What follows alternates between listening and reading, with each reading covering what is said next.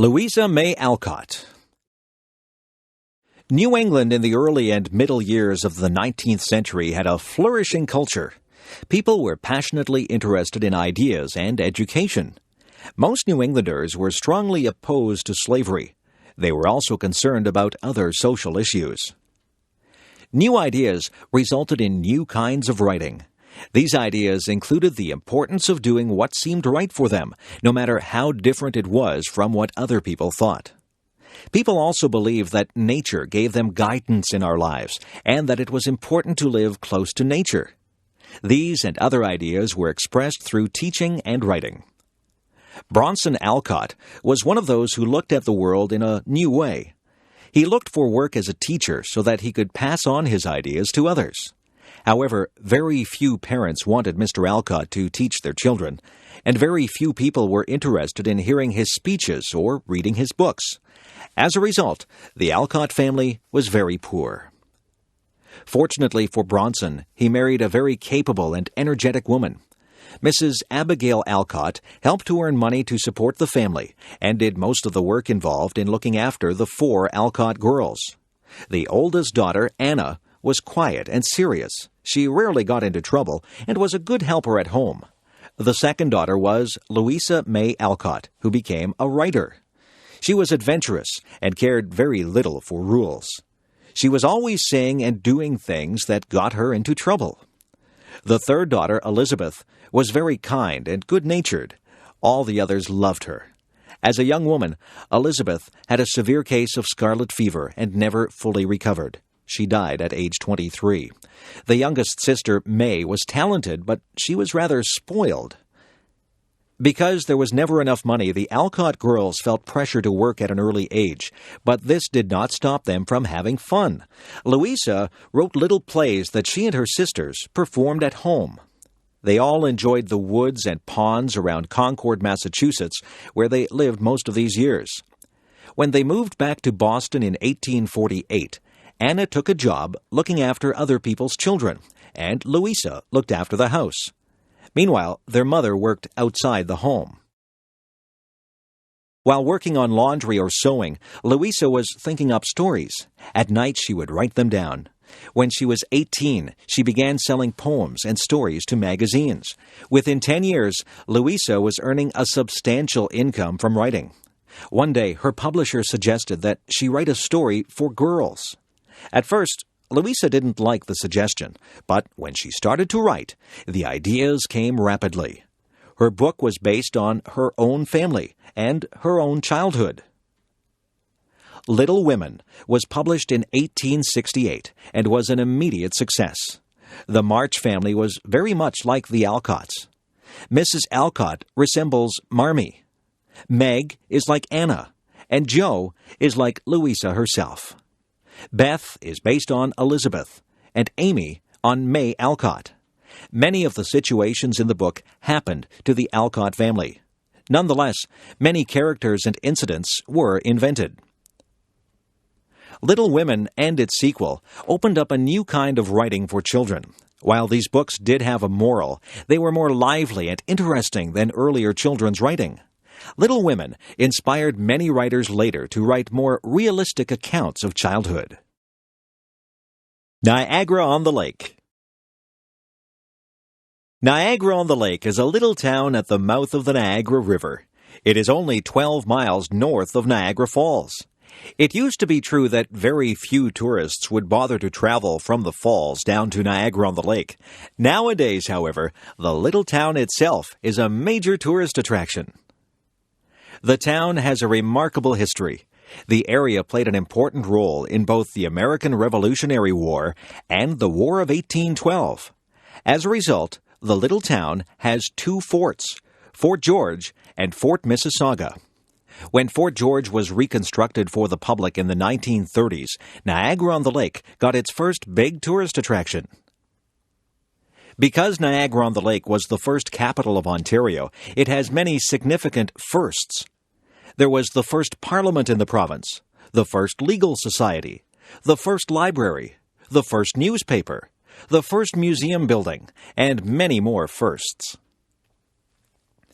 Besides its history, the town, which is bordered by Lake Ontario and the Niagara River, has beautiful scenery. On a summer's day, visitors can watch the sailboats going out the river to the lake. On the land side, Niagara is part of the fruit belt of Ontario. Peaches, pears, apples, cherries, and strawberries grow here in abundance. There are also long rows of vines, and winemaking has recently become a major industry. The mild, humid climate allows plants to flourish.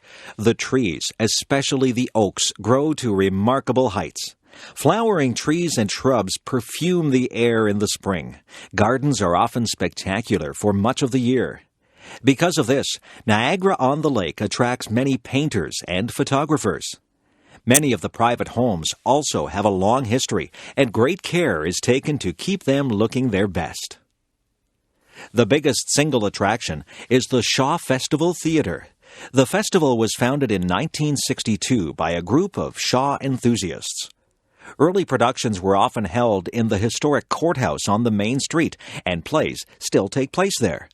In 1973, however, a new 861-seat Shaw Theatre was built at the south end of town. Since then, traffic to Niagara-on-the-Lake has been steady all through the long summer season. In 1996, Niagara-on-the-Lake was voted the prettiest town in Canada. Partly, it is the scale of things that makes the old town so attractive. The old town is only about 8 blocks long by 8 blocks wide. It has a population of little more than 1,000 people. Nonetheless, there is a lot for people to do and see. There are many interesting shops, old hotels, bookstores, art galleries, museums, a golf course, a marina, historic churches and cemeteries, several parks, 3 theaters, and lots of restaurants. Because it is small, Niagara-on-the-Lake is a good place to walk around or bicycle around. There are also horse and wagon rides. Although the main street can be hectic in tourist season, one doesn't have to go far off the main street to get in touch with an older, slower time. Most of the downtown buildings haven't changed much since the days of Queen Victoria, and tourists can still imagine that they are back in the days before computers and television.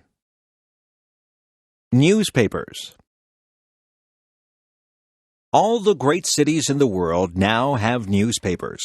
But newspapers, as we know them today, are not that old. The very first newspapers began long after the invention of printing.